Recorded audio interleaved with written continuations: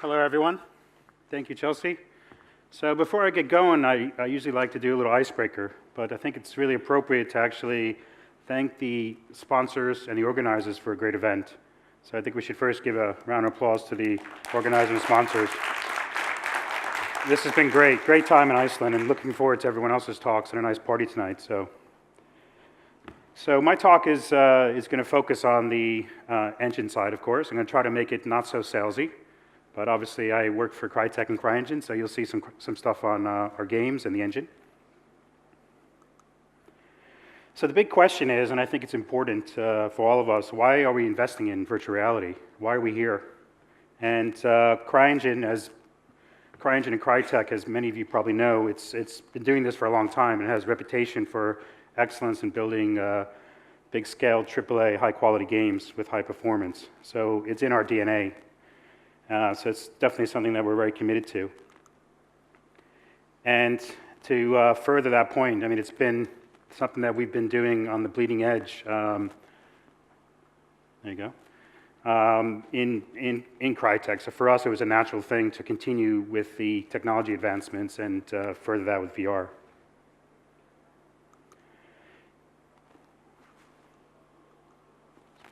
And finally, I mean, for those of you that know our games, I mean, we've been building these highly immersive worlds for quite a long time, from Far Cry days early on to Crisis. So it's really something that we are quite proud of and love doing.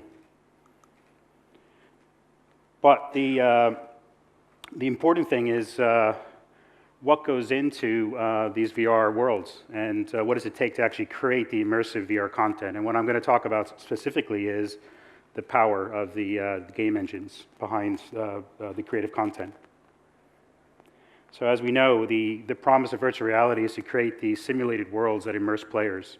So it touches upon reality, and the idea is you want to make players feel that they're real, right? That their surroundings are real. But before you go into designing these worlds, you have to have the tools and you have to have the engine to actually support that. So this screen grab is from The Climb, which is our first VR title. It's an Oculus exclusive. And I'm going to show you a clip next so you get a better sense on what the game is. But these scenes, you know, to get these scenes to render twice, one for each eye in 90 frames per second, it really does take a powerful engine. So let's take a look at a quick video.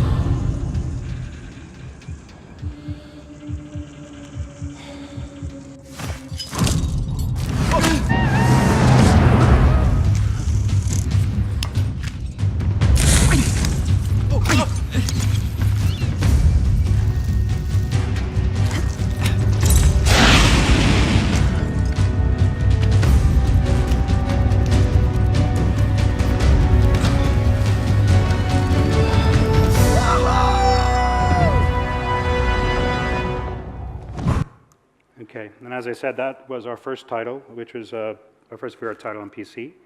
But that took several different iterations and several demos, demos to build something like that.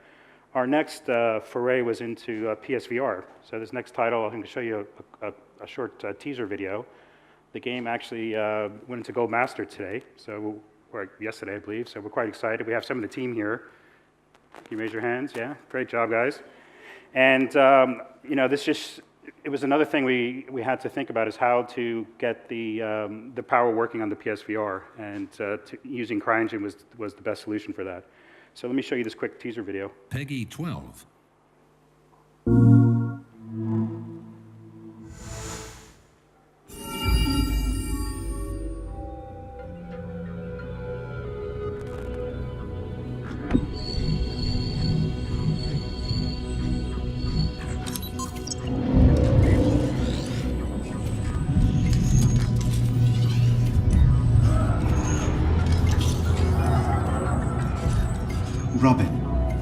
much do you remember?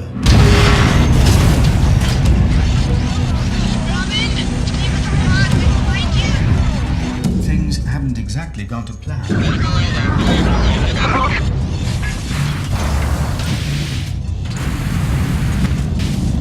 The good news, you're the first human to land on an extrasolar planet.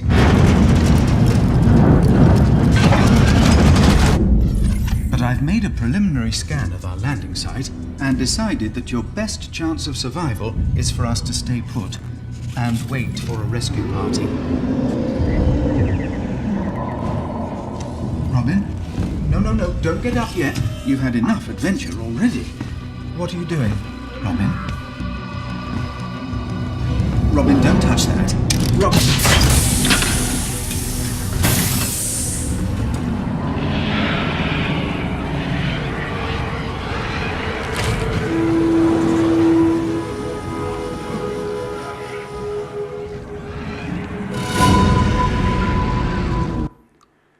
Skip ahead because I'm conscious of my time.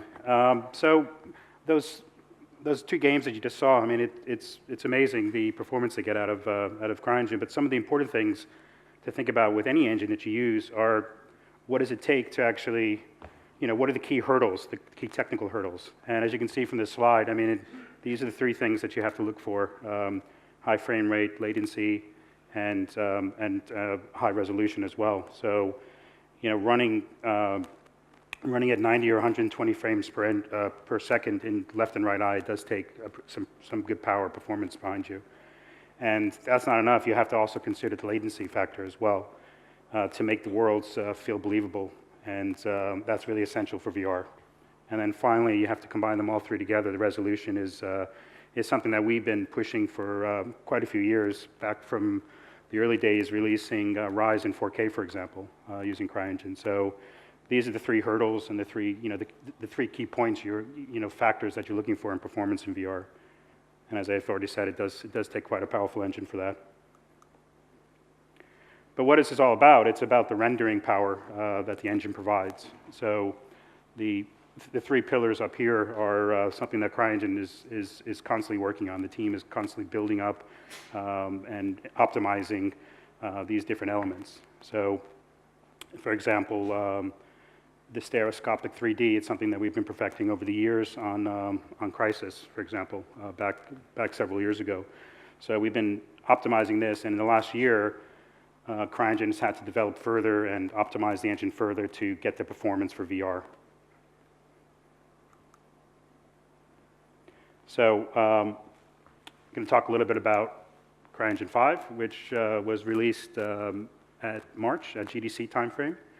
And this is something that, with this release, we actually extended and optimized and added several new features. And I'm just going to go through them quickly because there's quite a few more, but these are the important ones. So Cryengine, we've implemented DX12 support, which is able to get direct access to the GPU resources for greater efficiency and speed of the GPU. So we were quite pleased with that.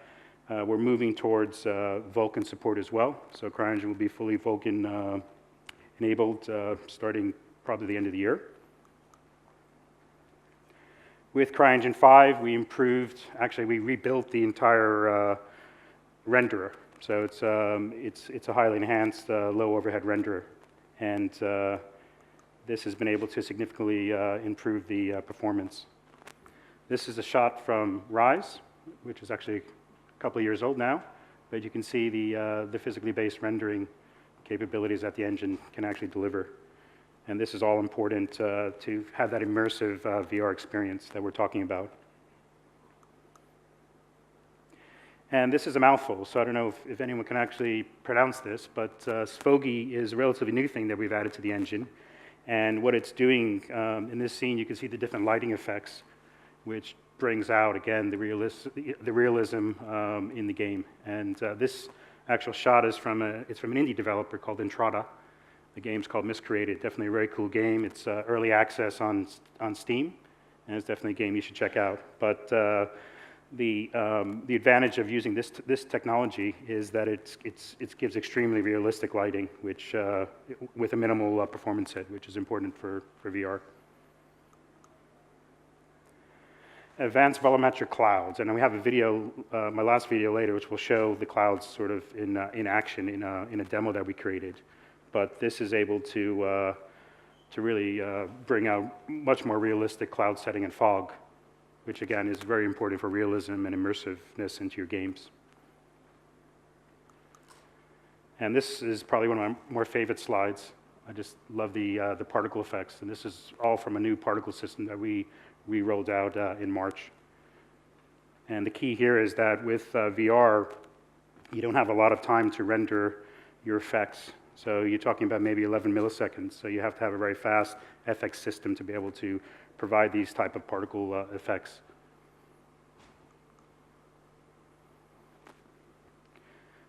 But of course, it's not just about the engine and the actual graphics. It's also about audio. So something we did with Cryengine back in March is we opened up our middleware layer, and we're now allowing anyone to use any audio solution that you want. So it's really opening up the engine to, especially the indie developers. So they don't have to spend a lot of money on audio anymore, and they can actually create very real-sounding VR experiences. And the importance for, the obvious importance for audio in VR is you want to get the sounds in different directions to make it more real. And something that's maybe overlooked, but it's very important. So talking about all this performance and talking about all these great graphics, it's still sort of unknown what kind of system you need to actually run VR. And this is important in the game development aspect as well, developing these big games. It's, can your PC actually run VR? So we worked with a Finnish company called Basemark, and we helped them, well, they designed the actual benchmark program, but what we ended up doing was creating a demo, which I'm going to show you next, which basically puts all of the Cryengine features from Cryengine 5 into a demo that actually goes, and it's connected to this benchmark system, and it's able to test your hardware to see if you can run VR, so it's pretty cool. And it's called Sky Harbor, and I'll just leave you with a quick video here.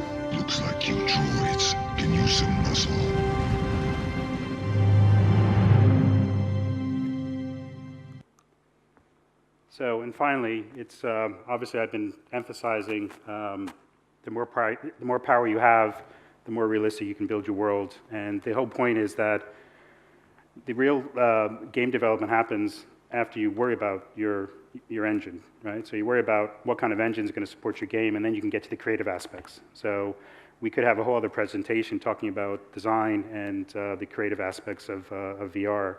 But really, the point that I'm making is you really have to focus on getting the performance right, and then after that, you have the headroom where you can actually be creative.